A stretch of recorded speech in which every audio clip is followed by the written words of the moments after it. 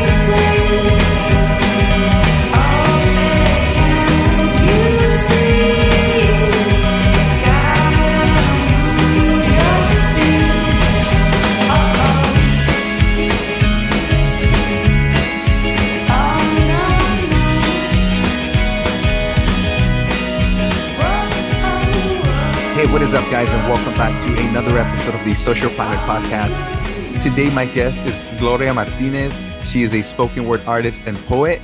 And if you've recognized the name, if you recognize the face, it's because she was at the event at the Art Walk in Southgate earlier this month. Again, thank you for making it out. No, thank you. Thank you for making the time as well and providing the platform for us artists to share a little bit about our passion. Thank you. Starting with your passions, I know from what I've seen on Instagram, what you kind of, you and I talked about a little bit before, there was a lot of, there was some sort of hesitation when you kind of started on this, right? You've kind of just, you're not like a newbie per se, but you still feel like it's kind of fresh for you, right? Yes. So I still feel like a newbie. I don't know what this is about.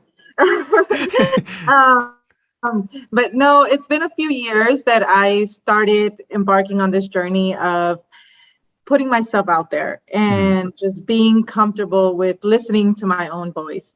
And it's not something that it's been constant.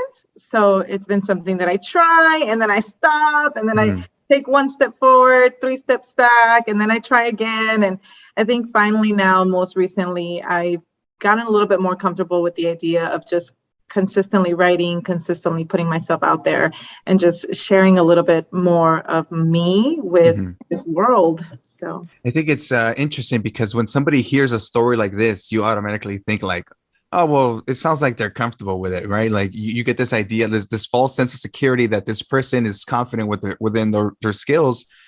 But little do they know that there's that whole process that you were just talking about that was like, I don't know if I should, like, that hesitation. And I think that's what I found. One of the poems that you performed at the Art Walk was in regards to fear, like, just how you feel paralyzed at some moments in your life, whether it's because you're in danger or whether it's just something happening in your life that's kind of like, you really don't know what to do. There's that something that's holding you back, and it's hard to break free from it sometimes. Yeah. That was written in a moment of extreme fear where I was getting ready to transition careers and I wasn't sure if it was going to be the right move or not. So just releasing that fear, and I constantly fight that fear. So for me, it was a different concept of like switching from fighting to just like releasing. And it just ended up, I was laying on my floor and it came to me and I just grabbed my journal, wrote it down.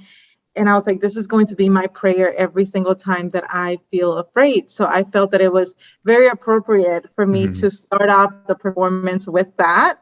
Because up until maybe like a few days before, I was still debating whether or not I should go up and do it. So, like, oh my God, like you were just nervous, like crazy. Yeah. I was like, what did I get myself into? Like, what am I doing? Oh my God.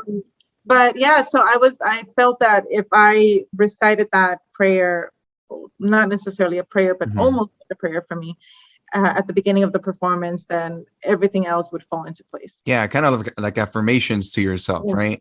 Exactly. Yeah, it's just funny because yesterday I was talking to my son and he was playing some game and he's like, no, I can't do it. And he wanted to change the difficulty from whatever he was playing at to the easiest one just to get past this part. And I'm like, dude, you can't do that. Like, that's just teaching you that like, if there's an easy way out, you're going to take it. So I'm like, you're going to have to challenge yourself, And the whole point was that like, you have to change the way that you're wording things. Like, instead of saying, I can't do this or I don't do that, like use different words, like making yourself feel like you're being challenged compared to just limiting yourself. Oh my God. I'm such a huge believer in reframing our words and reframing the way that we speak to ourselves and the way that we speak to our children. I think it's super, super, super, super important because I know that I have a lot of negative self-talk and I'm pretty sure a lot of us do. Yeah. And it's really great that you as a parent were able to catch them and correct them, because a lot of times no one is pointing it out to you. And it isn't until you become an adult that you start realizing like, oh my God, like I really speak very negatively about myself, and who's going to speak positively if not me, right? Exactly. So I'm glad that you did that. I'm so happy to hear that. But yes, reframing the way that we speak, the words that we say out loud and then we hear back is so important. Yeah, and that's why again I enjoyed what you said in regards to that poem. Real quick, would you mind reciting that on here? No, I don't mind reciting it. I'm totally fine reciting it. I mean, awesome. Yeah, I mean, for the audience who's listening, and for they're like, man, what are they talking about? Like, if you don't mind, like, if we can get that recital, it's like this is like an exclusive Social Primate performance right now. It is just for you guys. Let me pull it up here because I did have it memorized, but I always like to have the backup. Yeah, of course. Yeah, you got to take a sneak peek every now and then. Yes, exactly. So it is called Ode to Fear. And it's fear. I want to speak you out of my heart that can't find peace, out of my eyes that can't see clear, Out of my bones that collapse with a whisper of your lies, I need to speak you out. Let my breath be your wings to carry you far. Out of my being, I set you free. There's some clapping going on. Woo! That was awesome. It's powerful because again, what I like about the whole spoken word and the like poetry just in general is that a lot of it comes from like an internal, you know, there's something internally going on within that person that just needs to get out. And Yes. a lot of it, you know, again, people think it's easy to go up there, but it's not, you know, like just my own perspective on it. Yeah, you get the nerves. The same thing before, like a few days before this whole event at the art walk, I was thinking like, nah, I shouldn't go. And like, I was just finding like an excuse to kind of like tell myself like, oh, I'm justifying why I'm not going to show up. But like once you go through it, it's when you realize like you take that deep breath and you're like, man, that wasn't that bad. That was actually pretty good. Yeah, it's such an empowering feeling. Such an empowering feeling. And like speaking on the whole, like release and then like finding that empowerment within that, like after you release and just feeling that joy. That's really what the event felt like for me. I walked up there and my hands were still shaking and you could feel your heart pounding. And like your sight is almost all blurry. So I remember like looking out, being just on stage and then not even being able to focus. Everything was just kind of like a blur. And then finally, once I started reciting and once I started sharing, everything kind of came into focus and everything just felt like it was flowing. And it almost feels like it's not even you doing it. It's like something that is going through you and you're just a vessel. So that's just what it felt like to me. And after, there was a moment at the event that I've never felt before. And it was that moment where I was looking out and everything was in motion. And then as soon as I started performing and as soon as I started reciting, things just started to slow down. And I saw people's attention focusing on me and my words. And it scared me, but it felt so good. It felt so great to like know that what I was saying was resonating, was landing, and someone was receiving it. And it was such a great feeling. And I was very happy and honored to be able to experience that. Yeah, and it's cool because that kind of art form is rarely seen like at events, you know, or just or people aren't exposed to it as you know as often as you think they would be. You know, it's rarely when they come across somebody that's a poet and they're like reciting something, right? And again, for you, and nowadays to capture somebody's attention for just a little bit, it's an effort. You know, people are trying to make money on social media just to get your attention. And to physically have the connection where somebody can be like what? Like, you know, double turn and be like, oh, damn, this is some hardcore heavy stuff. Now, going with that, you know, however much detail you want to go into, like at what point did you feel like you needed to express that? Like you couldn't take it anymore. Like you just had to release that beast in you. You know, I've always liked writing. I've never completed a journal. I've always started journals, but never finished them. And it wasn't until I was in college taking an English class, and one of my professors encouraged us to write a poem. And so I ended up writing a poem to my mom back then that every time that I recite to this day still gets me emotional. But that was the moment where I saw my words living on paper, and he forced us to recite it in front of the class. And I remember how afraid I was. So that was like my first experience. And after that, I never wanted to do it again because it was just so terrifying. So I stopped. Like I did it for the class assignment, and that was it. But that gave me a glimpse into what was inside, and I never knew. I just never knew. And it wasn't until years later I ended up visiting a Livio open mic, Yeah, with which is Eric. hosted by Eric. Yes, Eric Contreras. He's amazing. So I saw that a friend shared on social media, and I was like, well, I was just coming out of this like almost like depression. And I was like, I need to surround myself with people who appreciate art, people who are going to be welcoming and not judging. And so I just ended up at a Olivia open mic, not really knowing anybody. Mhm. And the space felt so safe. The space felt welcoming. I saw a lot of new poets going up there and performing. And I thought, wow, this is a place where I could potentially show my vulnerabilities and no one's going to condemn me or judge me, but rather they're going to celebrate it. Mhm. And so that's when it started. I want to say about 3 years ago, 2018. In 2018, I performed there. And I went up and Eric said like, hey, you should come back up again, come again. And so I went again and then I got a little bit afraid because I'm like, what am I doing? Like, this isn't me. I'm not a poet. This isn't me. And then it wasn't until he encouraged me to perform at the Sela Art Fest, the very, very first Sela Art Fest. Is that the one at the riverbed, right? Yes. That was awesome. Yeah. So it was the first year that we were hosting it. And he's like, apply to perform. And I hesitated on the application. And finally I did it. So I got selected. I performed a poem that I wrote for my son that talks about motherhood. And it was very well received. It was very well received. And that was my email ringing. That's cool.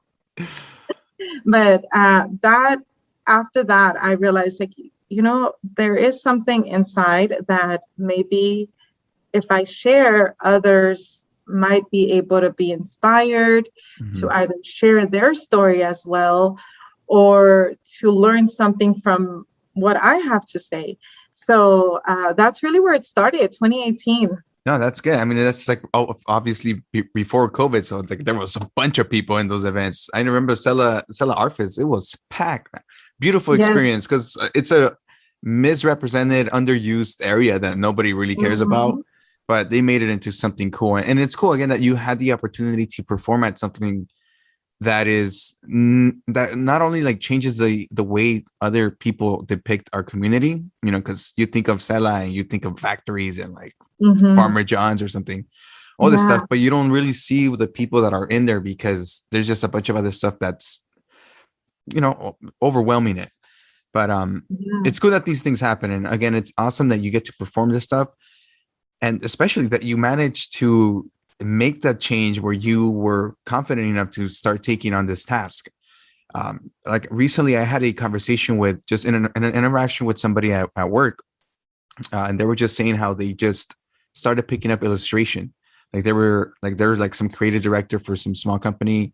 For some small company. And basically they're like, it's a soulless job. Like there's nothing coming out of it. Like, sure, it does what I need to do to kind of survive in this society, like in terms of paying your stuff, but it's like dead end, and they feel bad, and now they're jumping into illustration and they're just getting that confidence to really try to push themselves out of a zone that they've been comfortable for so long. Yeah, that's I love that you say that, because that's really why I decided to, outside of Eric creating a safe space, I felt that I was ready to conquer this fear of public speaking, of being in front of people. So I've always been the shy, quiet, obedient student in class that, like follows the rules and, doesn't call attention to herself. That's always been me growing up. And like hearing my own voice always sounded kind of weird, but I realized if I really want to evolve into the woman that I want to be, there's this area that I haven't been addressing that is the one that hides behind my shyness. So in order for me to be able to see her, I need to like literally like see her in front of like show myself in front of others so that I can see myself as well. And I decided that it was going to be public speaking. Oh. I've always liked, to like share, but I've never felt that people would listen. So I felt that I needed to control or like learn how to speak publicly. Mm-hmm. And so I said, what better way than doing it through poetry, because it's something that's already written. It's something that's coming from me. So I really went up there to see how it would feel like to speak in front of people. Mm-hmm. And it just so happened that it was terrifying, but also very liberating. And then also I feel personally that from that day in 2018 to now, there's been extreme growth in my ability to communicate, my ability to share, my ability to connect with other people. So there's just been a great growth. And that goes to the whole, like, you gain that confidence, like with, I mean, sometimes it just takes that little push, but because like, I mentioned this plenty of times on the podcast, but like from this conversation, or I guess the podcast that I've done, I wouldn't come off as a shy person, but like if I go to a party nowadays, like I'll still be the one that like just kind of like hang it through the back, just like do one of those Irish goodbyes, just like, and where did he go? I'll still, I'm guilty with that. Yeah, go through the back door. Yeah. No, but I mean, that's something that I'm working towards, but it was through this whole medium that I was able to really, gain more confidence in myself too, as a I wouldn't say public speaker, but at least as a host, and I like, because when you record this kind of stuff, you can see the progress, from the beginning to now, and you see how much more has changed. And it's cool. But again, it's just chasing it, like if you want it, I think you'll know when you really want it. And I don't know, maybe that's just me talking out of my own experiences, but I hope that's something that people can come to terms with. Yeah, and it is. You do have to want it. You have to want to learn more about yourself. This is a process. It's an ongoing process, and that's how I started seeing it.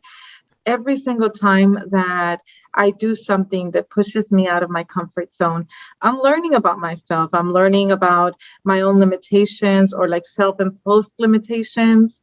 I'm learning how to break through those limitations. I'm learning what feels right, what doesn't, what kind of people I gravitate towards, which ones, I try to repel, and environments that I feel comfortable in, the ideas that I want to surround myself with. And it's all a self-discovery process. And then for me, especially, you mentioned that you're a parent, like I'm a parent as well. It's bringing him along that journey and helping him with those, learning steps and just self-discovery within himself. It's you have to want it. You have to want to grow. You have to want to learn about yourself. And I think that's really how we end up falling in love with ourselves, right? Like there's so much talk about self-love, but it's like self-learning, like you have to really discover who you are. Yeah, for real. And I know sometimes people can think it's it could sound selfish, when you say like, oh, I'm self-love, I'm gonna do me. And a lot of people do it in a toxic way, sure. But at the same time, it's something that is required. I learned the hard way that love doesn't come from the external, it comes from the internal. And once it's from the internal, then you can radiate it out to the external. It's not the other way around. Like if you're depending on something or someone else to make you happy, then when that is gone, you're just destined to be miserable, And so it's heartbreaking, a lot of people are like, no, they don't want to believe it, but it has to happen, it has to come from the inside. Yes. And like that actually, that's where Bruja, the other poem that I performed, that's how it was born, because it was this feeling of, I want to get to know that part of me that I've been hiding. I want to get to know her. Like, who is she? Like, let's bring light to the different areas that make us who we are. And one of them was the chillona, right? Like Mm-hmm. we always bash on her, but that is a part of me, a part of us as women. I want to say, I don't think I'm alone in that. Yeah. But there's that. So that's really how Bruja was born. I was like, oh, let me talk about the things that make me feel a little bit uncomfortable. No. And again, you got to voice them, because I think it's number one, liberating for yourself, because Mhm. it's like when you're thinking about something, sometimes you talk about it out loud and you're like, oh my God, it sounded worse in my head than it did when I'm voicing it. Like there's this whole Mhm. different connection to it. And the same thing, once you're going through those moments, it's important for you to voice it for yourself.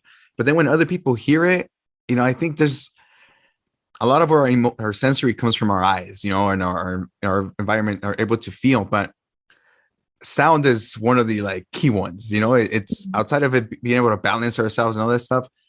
It's one of those ones that, regardless of what we're doing, it's always picking up. Like there's always this stuff, and you hear something, el chisme, you're like, wait, what? Or something. But again, it's like those things that once you hear it, it's easier for it to make an impact on you. I guess it depends on how it's being said. Mhm. But for those people, can you recite the Bruga one? Because it has to be done. It has to be done. It has to, right? Yeah, let's do it. Let me get in that feeling, because Yes, it's, please. it's always about getting it in that emotion. Whenever it comes to writing or Mhm. reciting, you really have to get in that flow. Go. So this is Bruja. Here is to the Bruja inside. Yeah, the one we like to hide, covering her up with a good girl cloak, shining with self-righteousness and virtue, saying things like, I am not like that. But we sure do like to talk smack, and we sure know how to fight back. So let's be real now. We know we are not innocent ones. We've seen too much, lived through much, done things we swore never to do, shed more tears than we've had to. And it don't matter how often we pray. We know we ain't saints. So forgive me if for me my faith does not look the same. Forgive me because in me there's a passion that cannot be tamed. And I will not be confined by the pressures of being a perfect señorita, boxed in by expectations and criticisms. Pero, ¿qué va a decir la gente? Que diga lo que quiera. To me, marriage is not my ticket to freedom, and having children is not my claim to success. I will liberate my spirit, paint it with my failures, let it soar with my independence. And while I'm at it, here is to the chillona inside. Because yes, from time to time, I do get all caught up in my feelings that I can't even reason, and the fire inside does not let me listen. So I sit in my car, flipping through my phone, trying to find someone to call, tears flooding down my cheekbones, and I realize this is what alone feels like. But here is to the chingona in us that never gives up, full of confidence and sass. And no, we don't have to be loud to be heard. We are lovers of growth, daughters of broken homes, women of wounds, mothers, and sometimes also fathers to the new generation of warriors. We are seekers of truth and spiritual healers. We are all of this and more. So cheers to the bruja inside. Powerful. No, and this is what I mean about the whole, and what you were saying too before you started. It's like getting into that, like that mindset, because once you started saying it, you can immediately pick up the emotion and the like the gravity of the words that you're saying, and that's what people hear, and that's what makes that emotional connection, and that's what you want from you're basically selling them an experience. That's what you're really doing. Yeah, it's about taking them through like these feelings and allowing them to feel it too alongside you. How do, like, I'm pretty sure that when you started, like you having to be intimate about your experiences and figuring out how to put in a little package and present it, like how do you choose what you chase after? Like what, like if you're just doing your thing, like what comes to your mind when it happens, when this moment happens? Like when the theme of what I'm gonna write about comes to me, you mean? Yeah. So I don't feel that I necessarily choose. I feel like, well, for one, writing is how I make sense of all of these floating thoughts. And I think that we all have all of these floating thoughts all the time, but very few times we make time to allow them to settle. And I think that when I'm doing some kind of mindless task, whether it's like gardening or washing the dishes or one of those things that, your body just automatically knows how to do, that's when those thoughts start to settle. At least for me, they do. And I think that when enough thoughts settle together about a specific theme, that's how the poem is born. And that's how it happens. It's whatever I've been giving most attention to in those last couple of days or months or whatever it is. And then things just settle, and they almost like settle on their own in the way that my mind is finally making sense of it, and in the way that now I have a first stanza, second stanza, third stanza, and the end. So, and then there's always like an evolution process within that at least it shoots out like the general skeleton of what that new piece is going to be. And so I'm just there to receive. I'm just there to like let it happen.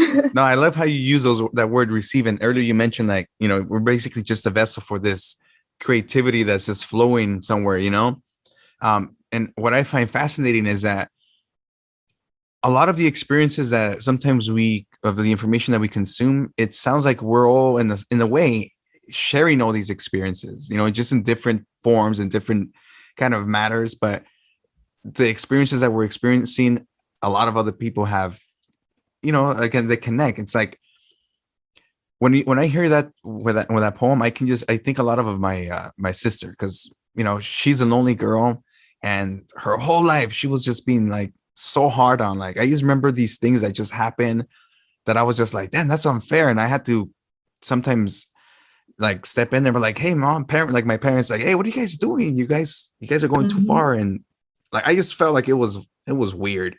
And there's now like that unfairness, like unbalanced. Yeah, and it was messed up because again, it was three of us and one of her, and you can just see how I wouldn't say put her on her pedestal, but she was their prize. Like she was like my parents' pride and glory, pride and glory. We were just like, okay, just do your best. But like it was just so much pressure. And it wasn't until she got older that she started telling me all this stuff that she just felt like she was always like they were on top of her. And now she turned out to be more like, more about getting it and stuff. But it was because they were so hard on her that now she, in a way, kind of has a little resentment towards it. And it's I can't understand that. I can't speak for it. But it makes me think like, fuck, I was interpreting things a different way. But this thing was affecting her in such a deeper level. Yeah. Welcome to the reality of women, right? Oh, fuck. My God, yeah, it's crazy. And again, I can't speak on any of this, but it just sounds like a society has been made for us to what word am I using here? Society has made expectations of us, like we have to have these certain plateaus in life to be considered successful, to be considered a independent man or woman or or whatever, it's all these things that if we don't meet, we're not worthy of. Exactly. Yeah. And I think I once read something along the lines of like, women need to work twice as hard to be considered half as good. And then also how we are expected to work like we don't have children and then expected to raise children like we do not work.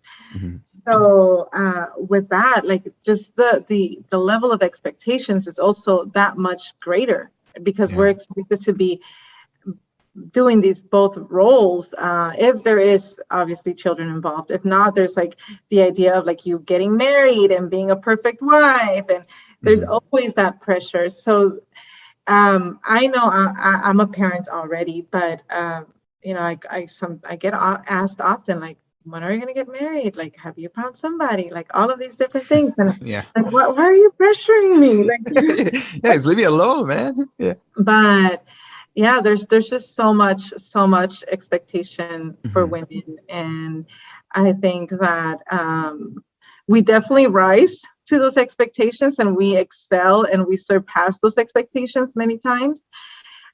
It doesn't mean that it doesn't get heavy and that it's that much more challenging for us, right? But I think if people start realizing that a woman's success also is not always dependent on marriage or having children. A lot of times, like, especially within our culture, we hear that, right? Like, no matter what you've accomplished, no matter how many degrees, no matter like how many books you've published, no matter what great change you've made in this world, if you're not married with children, you still feel like you're not completely woman.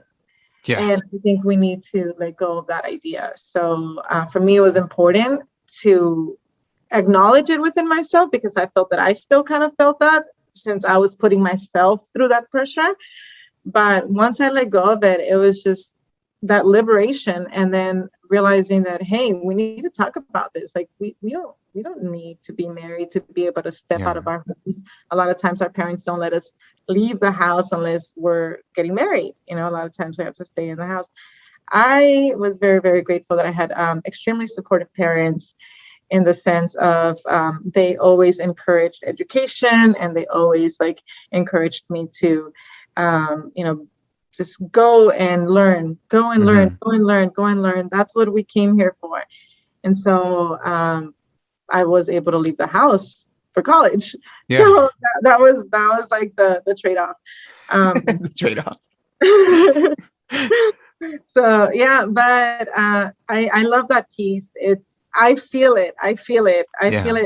Sometimes I'll just like be in the shower and I'll recite it to myself, you know, because I'm in that kind of mood. Yeah. And I've recited it enough times to myself that if you were to ask my son to recite it, he'll probably like recite most of it. No, but that's good because you're instilling these ideas at a young age. You know, unfortunately, there's a lot of people who don't have, you know, the supportive parents, or there's a miscommunication between things, and sometimes it's hard to know that there's more than what your environment says you have, you know. And in this case, you know, just small things like you mentioned with your son, he's being exposed to these art forms.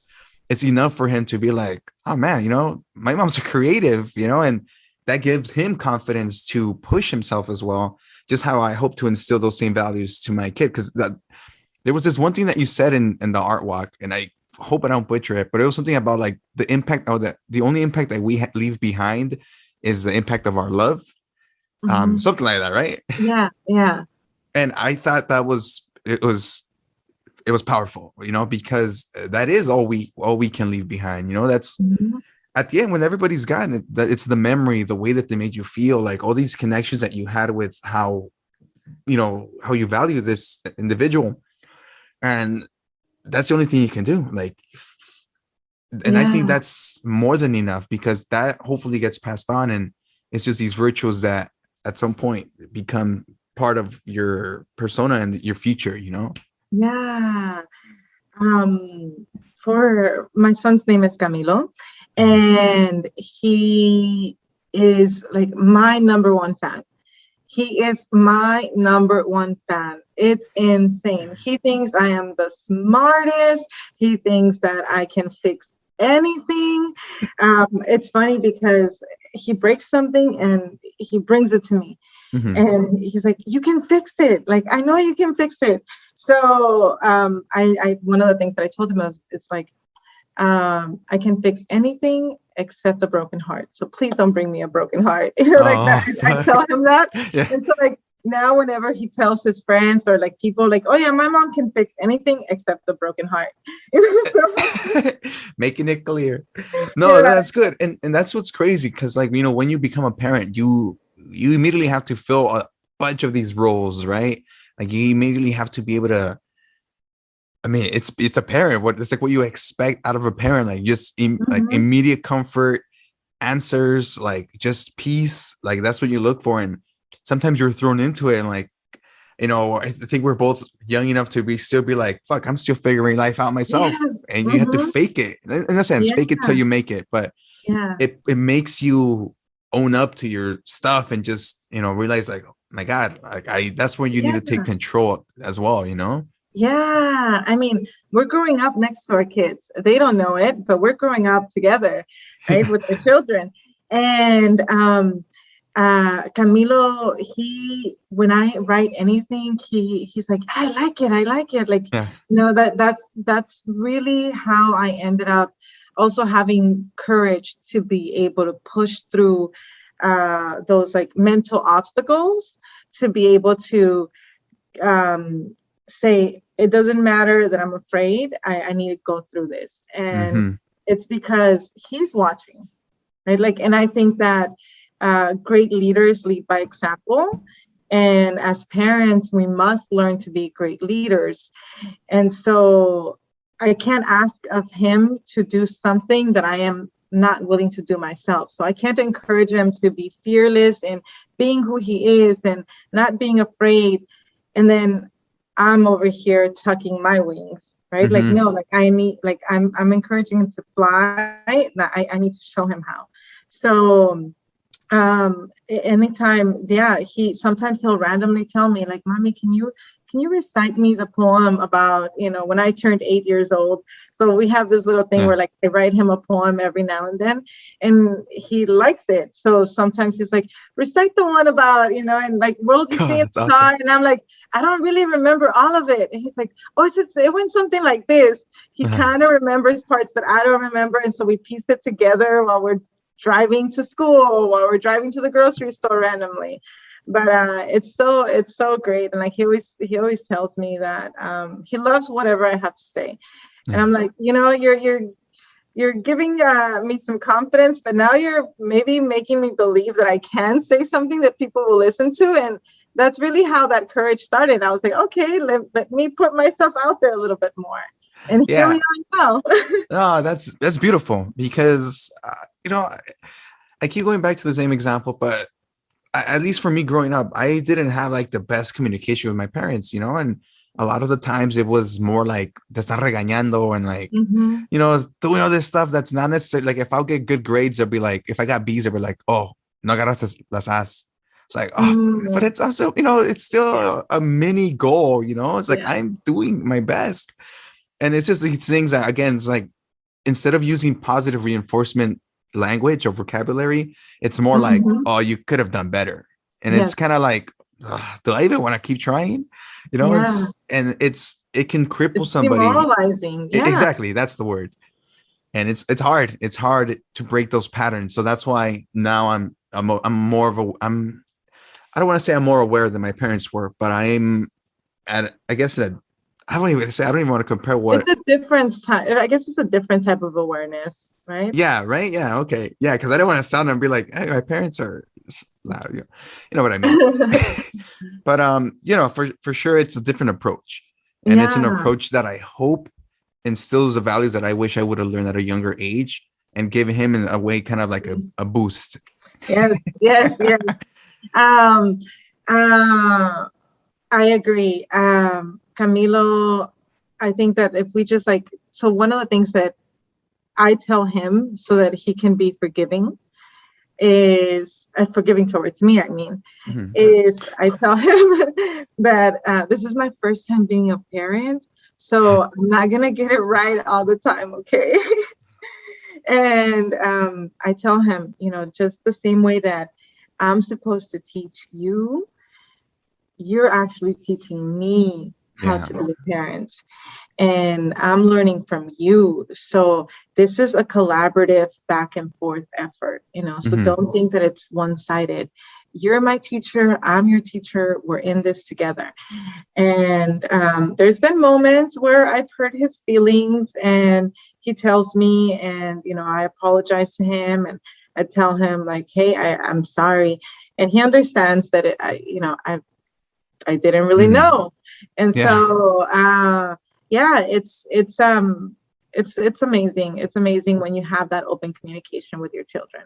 And Yeah. I think a lot of recent parents and parents nowadays are taking a little bit more of that approach to keep that line of communication open. So it makes me really, Yeah. really happy to hear you say that you're on that same path. Yeah, I mean, I think it's a different approach, and I know a lot of people are still old school about it. Like I've seen people who are like regañando their kids. I'm like, well, maybe you should. Why are you screaming at your kid? And they're like, no, it's because they don't listen. I'm like, dude, so everybody's different. It's kind of like how you work out. Everybody's different. Everybody does not. Nobody's the same, obviously. But I like to say, like, so you got to figure out an approach. Like you don't have to scream at them. Like. Mhm. Maybe make them laugh, like, oh, but let them know why you're entertaining them. Like, hey, this is wrong. You shouldn't, you're going to get hurt or something. And just, again, it's just the way that you're using your words, that is going to change people's just mindset. Yeah. I work on it on all the time, but I like to tell myself when I do think something negative, I'm like, what are you thinking about? No, you got this, and just push through it. Just do it while you're in that moment. Yeah, exactly. I was thinking, so since we're on the topic of parenting, maybe if you want to hear the poem that I wrote to Camilo about No. parenting, Yeah, the one that let's he do it. loves, the one that he loves to hear. This is the one that I performed actually at the first Stella Art Fest Mm-hmm. that I felt people really connected with. And that was what gave me a little bit more of that nudge to say, like, hey, maybe I am a poet. I don't know. Let's do it. Yeah. Maybe. But let me pull it up here just because I want to make sure that sometimes when I start trying to remember the poems, I start going through the first line of all of these different poems that I have tried to memorize. And I'm like, wait, no, it's not that one. Wait, no, it's not that one. That's right, man. I might, sometimes my memory is so bad. I'm just like, what did I just like? I have to legit see the questions. Otherwise, blank. Yeah. So this one is it's a love letter to him, I guess. So it's called Love, Mom. And goes like this. I love how your worries and your fears still fit in my arms. The way you bury your face in my chest when you shy away, and let the beating of my heart lullaby you into your dreams at night. And I pray that these moments last forever. But then you toss and turn and grow and grow. And all I can do is whisper I love you into your sleep, so your soul can stash them away for when you later need them. Because I know one morning will come when life will demand more and promise you less. And you're going to feel the weight. And for that morning, I am now tough. And you can hate me for that. But I need you strong. So let me make this clear. My role as your mother goes beyond feeding you, clothing you, caring for you. It even goes beyond loving you. My role as your mother is greater than being your teacher and your mentor. It is to nourish your mind, to feed your soul, and expose you to the world and all that it is, its beauty and its dark side. To build you into a love-given human, compassionate yet strong, fearless but not reckless, self-loving and life-loving, a human serving a purpose greater than yourself. My role as your mother is not to protect you from the monsters under your bed and inside your head, but to push you to the battleground, clothe you in courage and hand you strength, show you how to hold your shield and swing your sword, how to wipe your sweat and calm your breath, how to heal your wounds and make it through another day. And I don't get it right all the time, but damn, we've had an amazing journey so far, and you've got no choice but to come along. Oh my God. I'm not gonna lie. That one got me. A little unrelated, but like recently, one of my best friends, his mom passed away, and one of the things that he told me, and I hope he doesn't mind me just sharing a little bit of it, but he just told me like if there's anything you can do for me right now, is just go hug your mom, and that just struck me, like it hurt. I hurt for him, and I hurt just the fact that it's a reality that we all come to face, that this figure in our life that's so powerful, and like how you mentioned, it's just a pillar in our existence. It's I don't know. It was beautiful, beautiful.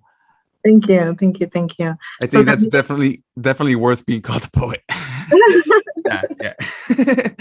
But oh my God. Camilo loves when I recite it to him. That's the one that it's usually on request. No, it's a good. He knows how to pick them. Wow, Gloria, that was really powerful. Like I hope you keep pushing it. That you keep pushing yourself too. To do it. Like I know it's sometimes I have like setbacks with the podcast, and it's easy to be like, I'm gonna take a little break and just kind of like feel like maybe you shouldn't go back to it. But I think that's what makes people stand out. It's when we feel that way and we can still push forward and still figure out how to just get it done. And like, I feel like that's what you're doing. And it's awesome. I feel so grateful that, I think like, especially as parents, maybe you've experienced this, where you're so caught up on the day-to-day and you forget about that creative part of you inside. We all have something that allows us to create. That's what I feel inside. Whether we tap into it or not becomes sometimes a matter of circumstance. Mm-hmm. And I think as new parents, sometimes we find ourselves in the circumstance where we're not really focusing on anything outside of making sure the kids are taken care of, making sure the bills are paid, making sure like all of that is working okay. Yeah. And you forget to like really realize that there's a part of you that's asking for expansion and asking to unfold. And I think that like, thankfully within the last 3 years, I've been able to afford that time to be able to develop a little bit more and like nourish that part of me a little bit more here and there, not as consistent as I would want to, but it's still been such an opportunity for me. And I think that, the more I get to uncover, the more I realize, okay, maybe there is a little bit more, and maybe my writing can improve, and just like working on it, it's been a great journey so far. Yeah, no, and again, it's just a reflection of what they're seeing, and they see that you're willing to change and just adapt and take on new ventures, and it's just like confidence that's built. And then there's one thing that I kind of always try to remember. I forgot who said it, but like every now and then, like I'll see my kid and we'll hang out and stuff. But there's days that I don't feel. By the way, I'm sorry. How old? Oh, he just turned 9 in August. Okay. Yeah, so he's almost 10. So it's like, oh, I feel old. I'm like, dude, this is happened too fast. And I see people are like, man, stop talking about your kids. No, I'm not. When I see pictures of him as a kid, and I'm just like, Jesus, he's so big now. Like, it's just unbelievable. And and you start seeing how like they start changing. It's a little like they have more personality, and like, oh, this it's awesome. It's awesome. It's been an awesome experience up to date. And which goes to my point was that like there's days where I don't feel like I did enough. Like maybe I no le di la atención or like something, and I'm going to sleep and I'm like, fuck, I gotta do better like the next day, and it's like a reset for myself. Like every day, like it just pushes me to know that I'm aware and that I'm still trying and I'm learning and all this stuff. And it's a rocky experience, but it's awesome. I'll do it all over again. Yes, I agree. I second that. And I think we might have become parents the same year, 2012. Yeah, So, 2012. yeah. So my son is 9 years old. Oh, what month was he born? So I beat you to parenting. He was born January. So Oh, okay. yeah, so in a couple of months, it will be 10 years as a Oh, mom. you're right. Yeah, it's already October. Yeah, exactly. So it's the big double digit, right? So like I'm, the 1 1 1 0. Yeah. I know. And from here, it's just puberty, adolescence, and I mean, Yeah. hopefully we've prepared them enough so they're not all crazy ratchet, you know. But but I mean, if they are, it is what it is. We'll still be there, you know. That's Exactly. what's beautiful about it. We love them. We love them. Well, Gloria, thank you. Oh, sorry, go for it. You were gonna say Well, I something was else? gonna say we're just here to guide them, you know. Exactly. Yeah, and I think that's one thing I think we need to kind of help other people understand. It's a lot, you know, the thought before is like it's the kid. Yeah, he does have to follow your rules, you know, like you're the one protecting them. So there's certain limits that you have to put, but at the same time, you have to be open for them to do their own exploration and, you know, just figure things out on their own sometimes. Like Yes, those nappy yes, toys. yeah, yeah. Yeah, but Gloria, thank you so much for making the time to come on the show. It was a great experience, and I hope people, you know, go check out your stuff.